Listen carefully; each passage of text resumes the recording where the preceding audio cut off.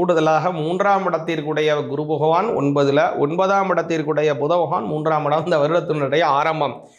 இது என்னங்க இப்படி இப்படி மாறி உட்காந்துருக்கு, இதுக்கு என்னங்க பேர் அப்படின்னு கேட்டிங்கன்னா பரிவர்த்தனா யோகம் அப்படின்னு பேர். அதுவும் இந்த 3-9ல் மாறும்போது இது என்ன மாதிரியான பலன் அப்படின்னு கேட்டிங்கன்னா 12ஆம் இடத்திற்குடைய புத பகவான் 3, 12ஆம் இடம் வலிமையானால வெளியூர் வெளிநாடுகள் பிரயாணங்கள் சித்தியாகும். 5ஆம் இடத்துல சனி பகவான் 3-4 கூடையவர் போறதுனால கல்யாணமாகி ரொம்ப நாளாக காத்திருக்கக்கூடியவங்களுக்கு குழந்தை பாக்கியத்தை கூட்டி வைப்பார் சனி பகவான். என்னால ஒரு முன்னேற முடியுங்கிறதை நான் எப்போ நிரூபிப்பேன்னு சொல்ல கொண்டிருக்கக்கூடிய அந்த துறை சார்ந்த முன்னேற்றத்துக்காக காத்து கொண்டிருக்கக்கூடிய துளாராசிக்காரங்களுக்கு சிவாய நமஹ. முப்போதும் திருமேனி தீண்டும் ஆதிசைவர்கள் குலத்தில் சுந்தரமூர்த்தி சுவாமிகளினுடைய வழி வழி தோன்றல் திருவான்மியூர் அடியார்க்கு அடியேன் சந்தோஷ் திருமேனி சிவாச்சாரியார். நேயர்கள் அனைவருக்கும் அன்பான வணக்கம். அனைவருக்கும் 2026 வரக்கூடிய புத்தாண்டு நல்வாழ்த்துக்கள். வரக்கூடிய வருடம் நல்ல சுபிக்ஷமானதாகவும் நல்ல ஏற்றமான சூழ்நிலையும் குடும்பத்திலே நல்ல சந்தோஷத்தையும் உடம்பிற்கு தேக ஆரோக்கியத்தையும் குழந்தைகளுக்கு நல்ல கல்வி ஞானம் அறிவு நல்ல புத்தியையும் திருமணம் ஆக வேண்டியவர்களுக்கு நல்ல திருமண பாக்கியம் கைகூட வேண்டும்படியாகவும் குழந்தை பாக்கியம் தம்பதிகளுக்கு பிறக்க வேண்டும்படியாகவும் வேலையிலே நல்ல மன சந்தோஷகரமான நல்ல வேலை வாய்ப்புகள் ஸ்திர உத்தியோகங்கள் வியாபாரத்திலே அதி உன்னதமான லாபங்கள் விவசாயத்திலே நல்ல விவசாய செழுமைகள் இவ்வருடம் ஏற்பட வேண்டும்படியாக எல்லாம் வல்ல எம்பெருமானை பிரார்த்தனை செய்து கொண்டு தொடர்ந்து இப்போ 12 ராசிகளுக்கும் உண்டான பலன்கள் எப்படி இருக்குங்கிறத பார்ப்போங்க. அதற்கு முன்னதாக ஒரு விஷயம் என்னன்னு கேட்டிங்கன்னா, இந்த வருடம் அப்படிங்கிறது ஒரு நல்ல அற்புதமான வருடமாக இருக்கிறது. காலப்புருட தத்துவத்தில் 3ஆம் பாவத்தில் இருந்தால் இந்த வருடத்தில் குரு பகவான் ஆரம்பித்து வைக்கிறாரு. முதல்ல பார்த்தீங்க அப்படின்னா வருடத்தினுடைய ஆரம்பத்தில் மிதுன ராசியிலே குரு பகவான் வக்ரகதியிலே ஆரம்பிக்கிறார். அதே மாதிரி பார்த்தீங்க அப்படின்னா கேது பகவான் சிம்ம ராசியிலும் ராகு பகவானை கவனிச்சிங்க அப்படின்னா அவர் கும்ப ராசியிலே இருக்கிறார். அதே ராசியில் தான் சனி பகவானும் இருக்காங்க. கூடுதலான விஷயம் என்னன்னு கவனிச்சிங்க அப்படின்னா முதல்ல இந்த வருடம் நடக்கக்கூடியதான ஒரு பெயர்ச்சி, முக்கிய கிரகத்தினுடைய பெயர்ச்சி என்னன்னு கேட்டிங்கன்னா அது சனி பெயர்ச்சி தான். மார்ச் மாதம் 6ஆம் தேதி 2026 சனி பகவான் அவருடைய இப்போ இருக்கக்கூடிய கும்பராசியிலிருந்து மீன ராசிக்கு பெயர்ச்சி அடைகிறார். அவருடைய சொந்த வீட்டில் ஆட்சி பலம் இருந்தது. இப்போ அவர் அவருடைய அடுத்த வீடாக இருக்கக்கூடிய மீன வீட்டிற்கு செல்லுகிறார். அடுத்ததாக நடக்கக்கூடியது என்னன்னு பார்த்தீங்கன்னா மார்ச் மாதம் 17ஆம் தேதி 2026 குரு பகவான் வக்ரகதியில் போயிட்டு இருக்கார் சொன்னேன் இல்லைங்களா ஆரம்பத்தில். அவர் வக்ரத்தை நிவர்த்தி செய்து கொண்டு நேர்கதிக்கு மாறுறாருங்க. அடுத்தது மே மாதம் 26ஆம் தேதி குரு பகவான் பார்த்தீங்கன்னா பெயர்றாரு. அந்த குரு பெயர்ச்சி அவர் இருக்கக்கூடிய ராசியான அதாவது மிதுன ராசியிலேருந்து கடக ராசிக்கு உச்சபலம் பெறுகிறார். அதாவது கடகத்திலே குரு பகவான் உச்சபலம். அப்போது அந்த குரு பகவானுடைய உச்சபலமான பெயர்ச்சி நடக்குதுங்க இந்த வருடத்தில்.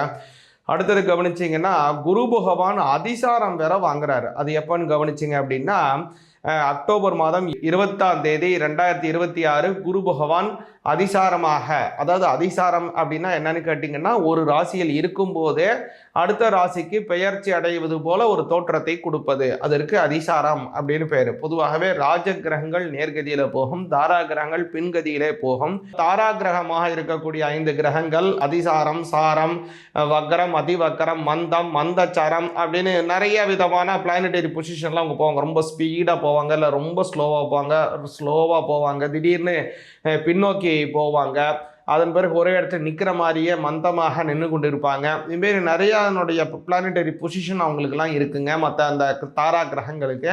அந்த வகையில் இப்போ அவர் குரு பகவான் அதிசாரமாக போகிறார். அடுத்ததாக குரு பகவான் பார்த்தீங்கன்னா டிசம்பர் மாதம் 22ஆம் தேதி 2026 அதே குரு பகவான் பார்த்தீங்கன்னா அதிசாரம் பெற்றிருக்கிறார், வக்ரமாக மாறுகிறார், மறுபடியும் பின்னோக்கி வர ஆரம்பிச்சிடுறார். இதுக்கு இடையில ஒரு விஷயம் என்னன்னு கவனிச்சிங்கன்னா நவம்பர் மாதம் 13ஆம் தேதி 2026 கவனிச்சிங்க அப்படின்னா ராகு கேதுவினுடைய பெயர்ச்சி நடக்குதுங்க. இந்த ராகு கேது அதாவது இந்த வருடம் கவனிச்சிங்கன்னா சற்றேற குறைய எல்லா கிரகத்தினுடைய பெயர்ச்சியும் நடந்துருது. சில வருடம் பார்த்தீங்கன்னா குரு பெயர்ச்சி இருக்கும், சனி பெயர்ச்சி இருக்காது. ஒரு சில சமயம் சனி பெயர்ச்சி இருக்கும், ராகு கேது பெயர்ச்சி இருக்காது. அல்லது ராகு கேது பெயர்ச்சி இருக்கும், சனி பெயர்ச்சி இருக்காது. ஆனால் இந்த வருடம் பார்த்தீங்கன்னா குரு பெயர்ச்சியும் வருகிறது, இந்த 2026 சனி பெயர்ச்சியும் வருகிறது, அதே போல் ராகு கேது பெயர்ச்சியும் வருது. இதனால் இந்த வருடம் ரொம்ப அற்புதமான வருடம், எல்லா கிரகங்களினுடைய பெயர்ச்சியை கொண்ட ஒரு வருடமாக இருக்கிறது. இன்னொரு முக்கியமான விஷயத்தை இந்த இடத்துல உங்களுக்கு தெரிவிச்சுக்கிறேங்க. நம்ம பார்க்கக்கூடியது எல்லாமே வாக்கிய பஞ்சாங்கப்படி தான். ஏன்னா சில பேர் என்ன சொல்கிறாங்கன்னா, ஆல்ரெடியே சனி பயிற்சி ஆயிடுச்சே, திரும்ப இப்போ சனி பெயருது அப்படின்னு சொல்கிறீங்களே அப்படின்னு நீங்கள் சொல்கிறாங்க. கிடையவே கிடையாது. வாக்கியப்படி பார்த்தீங்கன்னா 2025 சனி பயிற்சியே கிடையாது. வரக்கூடிய 2026 மார்ச் மாதம் 6ஆம் தேதி தான் சனி பயிற்சிங்கிறது நடக்குதுங்க. அதனால் அப்போ தான் நம்ம அனுஷ்டிக்கணும். நம்ம மட்டும் இல்லை, சனி பகவானுக்கு இருக்கக்கூடிய அநேக கோவில்கள், திருநள்ளாறு, அதே மாதிரி நவகிரக கோவில்கள், அவருக்குன்னு இருக்கக்கூடிய அநேக விதமான சேத்திரத்தில் எல்லாத்துலேயும் பார்த்தீங்கன்னா இந்த 2026 மார்ச் மாதம் 6ஆம் தேதி தான் சனி பயிற்சிங்கிறத கொண்டாடுறாங்க. அதனால் நாமும் அதே சமயத்தை கொண்டாடுவது தான் நமக்கும் நல்ல பலன்கள் கிடைக்கும். அதே மாதிரி முக்கியமான விஷயம் என்னன்னு கேட்டிங்கன்னா, மற்ற கிரகங்களினுடைய சஞ்சாரமும் ரொம்ப அற்புதமாக இருக்கிறது. மேலும் உங்களுடைய ராசிக்கு, உங்களுடைய விஷயத்திற்கு, உங்களுடைய குடும்பம் சார்ந்த விஷயங்களுக்கு, அதே மாதிரி தொழில் சார்ந்த விஷயங்கள், எதுலெல்லாம் கவனமாக இருக்கணும், எதெல்லாம் உங்களுக்கு கூடுதலான நல்ல பலன்கள் இருக்குது, எந்த சுவாமியை கும்பிட்டா ரொம்ப நல்ல பலன்கள் அப்படிங்கிறதெல்லாம் கொஞ்சம் தெளிவாக பார்ப்போங்க. துலா ராசியாகியவங்களுக்கு இந்த 2026க்கான பலன் எப்படி இருக்குது, எதுலெல்லாம் கவனமாக இருக்கணுங்க பார்ப்போங்க. துலா ராசிக்கு கவனிச்சிங்கன்னா இந்த வருடம் அப்படிங்கிறது 9ஆம் இடம் வலிமையாகுதுங்க.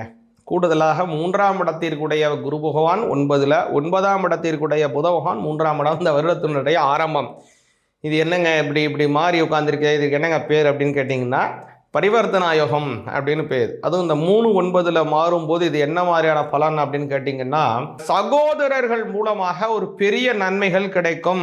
சகோதரர்கள், அங்காளி பங்காளி, உங்களுடைய தந்தையாரினோட கூட பிறந்தவங்க, சொந்தக்காரங்க, இந்த மாதிரி இருக்காங்க இல்லைங்களா, அந்த உறவினர்கள், அவங்க மூலமாகவும் உங்களுக்கு ஒரு பெரிய நல்ல மாற்றம், அல்லது ஏதாவது பங்காளிகள் சண்டைகள் ஏற்பட்டு சொத்துக்கள் பிரச்சனை இருக்குது, அதை ஏதாவது தீர்க்கணும், ஏதோ ஒன்று இது மாதிரி ஏதோ ஒரு டிஸ்ட்ரிபியூட் இருக்குன்னா அது எல்லாமே தீர்க்க போகக்கூடிய காலம் இந்த காலம் உருவாக்குதுங்க. 3ஆம் அதிபதி 9ஆம் இடம், 9ஆம் இட அதிபதி 3ஆம் பாவம். இது ஒரு நல்ல யோக பலன். அதாவது கிரக பரிவர்த்தனா யோகத்தில் கூடுதலான ஒரு விஷயம் என்னன்னு கேட்டிங்கன்னா, இந்த வருடம் 6ஆம் பாவத்திற்கு சனி பகவான் துளாராசிக்கு வராருங்க. 6ஆம் இடம் அப்படிங்கிறது ரொம்ப அற்புதமான இடம். பொதுவாகவே சனி பகவானுடைய சஞ்சாரத்தில் கவனிச்சிங்கன்னா உங்களுடைய ஜென்மஸ்தானம் 12ஆம் பாவம், 2ஆம் பாவம், அதே மாதிரி உங்களுடைய ஸ்தானத்திலிருந்து 4ஆம் பாவம், 8ஆம் பாவம், 7ஆம் பாவம், அதே மாதிரி இந்த மாதிரி இடத்துல இருக்கக்கூடியதுக்கு தான் கொஞ்சம் கஷ்ட பலனை, கெடு பலனை தருவார். மற்ற இடங்களிலே ஓரளவுக்கு நல்ல பலனையை சனி பகவான் கொடுப்பார். அதாவது கண்டக சனின்னு பேர். அடுத்தது ஜென்ம சனி, பாத சனி, இந்த 3 சேர்ந்தாதான் அதற்கு 7ர சனின்னு பேர். அதாவது பாத சனி, கண்ட சனி, ஜென்ம சனி, இந்த 3 சேர்ந்தால் அதற்கு 7ர சனின்னு பேர். அதே மாதிரி பார்த்தீங்கன்னா 8ல் வந்தால் அஷ்டம சனி, 7ல் வந்தால் கண்டக சனி, 4ல் வந்தால் அர்த்தாஷ்டம சனின்னு பேர். இந்த மாதிரியான இடங்கள் கொஞ்சம் கஷ்டமான இடங்கள், கொஞ்சம் கெடு பலனை தரக்கூடிய ஸ்தானங்கள். மற்ற இடங்கள், அதாவது 9ஆம் பாவத்தில் வரக்கூடியது, 5ஆம் இடம், அதற்கு பூர்வ புண்ணிய ஸ்தானத்தில் சனி பகவான் வர்றது, பாக்கிய சனியாக 9க்கு வர்றது.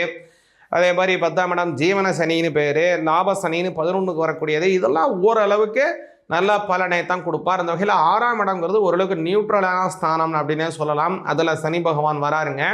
அதனால் வேலை நேரம் கொஞ்சம் கூடுதலாகும், அது ஒன்றும் தப்பு கிடையாது. வேலை இல்லைன்னு யாரும் இருக்க முடியாது. துளாராசிக்காரங்களும் வேலை ஓடிக்கொண்டு இருக்கும். ஆனால் வேலை நேரம் கூடுதல் கூட ஆகலாம். 10 மணி நேரம் வேலை செய்கிற நீங்கள், அல்லது 8 மணி நேரம் வேலை செய்கிறவங்க 12 மணி நேரம், 10 மணி நேரம் செய்கிறீங்களா, 14 மணி நேரம் வேலை செய்ய வேண்டிய நேரம் ஒரு நாளைக்கு தோறும் இருக்கும்.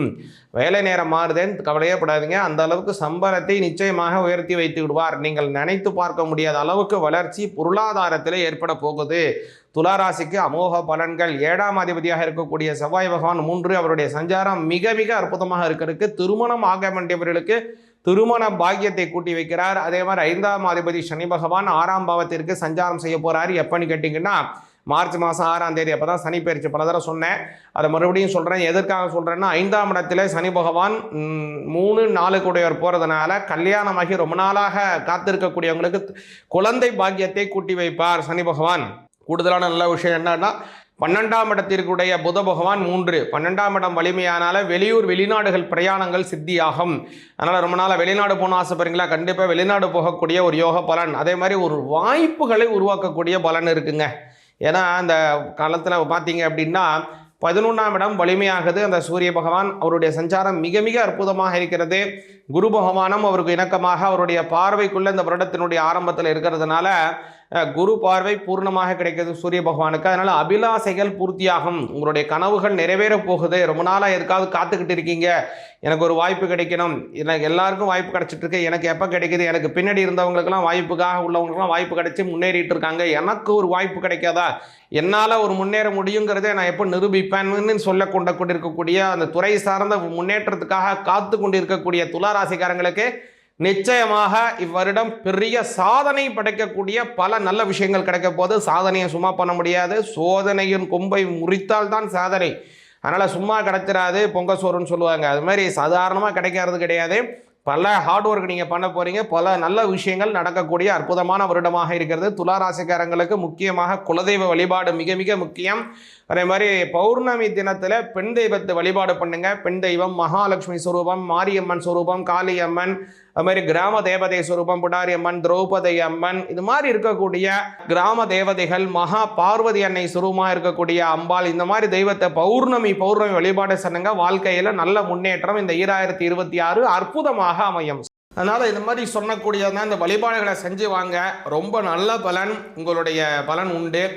அதே மாதிரி கவனிச்சிங்கன்னா பலரும் கேட்கக்கூடியதான ஒரு கேள்வி என்னென்னா, ஏன் சுவாமி சனி பகவான் என்னையே சென்டர் பண்ணி அட்டாக் பண்ணுறாரு, என்னையவே டார்ச்சர் பண்ணுறாரு, எனக்கு மட்டும்தான் இப்படி செய்வாரா அப்படின்னா நினைக்கிறாங்க. அப்படி கிடையவே கிடையாது. சனி பகவான் அப்படிங்கிறவர் தர்ம கர்மாதிபதி. பல தடவை சொல்லியிருக்கேன், திரும்பவும் சொல்கிறேன், தர்ம கர்மாதிபதியாக உள்ளவர் சனி பகவான். இந்த சனி பகவான் அப்படிங்கிறது நம்மளுடைய என்னென்ன சஞ்சித கர்மா, பிராரப்த கர்மா, ஆகாமி கர்மாக்கள் நாம் செய்திருக்கின்றோமோ அந்த கர்மாக்களுக்கு உண்டான ரெக்கார்டாக இருக்கிறது சனி பகவான்கிட்ட தான் இருக்குது. அதனால் நீங்கள் ஏதாவது தவறு செஞ்சுருக்கீங்க, ஏதாவது பண்ணிகிட்டு இருக்கீங்கன்னா அவருடைய தசாபுத்தி காலம் அல்லது அவருடைய 7.5 சனி காலம் வர்ற வரைக்கும் அவர் வெயிட் பண்ணுவார். அப்படியே விட்டுருவார் உங்களை. நீ செய்ப்பா, நீ செஞ்சுக்கிட்டே இருப்பா, நான் வரப்பா, உங்கள்கிட்ட வரும்போது உன்னை பிடிச்சிக்கிறேன்ப்பான்னு அப்படியே உட்காந்துருப்பார். ரெக்கார்டை மட்டும் ரெக்கார்ட் பண்ணிக்கிட்டே இருப்பார். அவருடைய சஞ்சார காலம் 7.5 சனி வர்றது, அதான் பாத சனி, ஜென்ம சனி, விரய சனி, இந்த மாதிரி என்னுடைய காலம், அஷ்டம சனி, அர்த்தாஷ்டம சனி, கண்டக சனி, இந்த மாதிரியான சனி காலங்கள் வருது இல்லையா, அல்லது அவருடைய தசைகள், புத்தி காலங்கள், இது வரக்கூடிய அமைப்பு. அது வரை அவர் பொறுத்துக்கிட்டு இருப்பார். அது வரும்போது என்ன பண்ணிடுவார், நீங்கள் என்ன நல்லது பண்ணியிருக்கீங்களோ அதற்கு உண்டான நல்லதை செய்வார். நீங்கள் என்னென்ன கெடுபலன் செஞ்சுருக்கோ அதுக்கு உண்டானதை அப்படியே ரிப்பீட் பண்ணுவார். அதனால் சனி பகவான் தனியாக உங்களுக்கு எந்த விதமான கெடுபலனும் தரப்போகிறதே கிடையாது.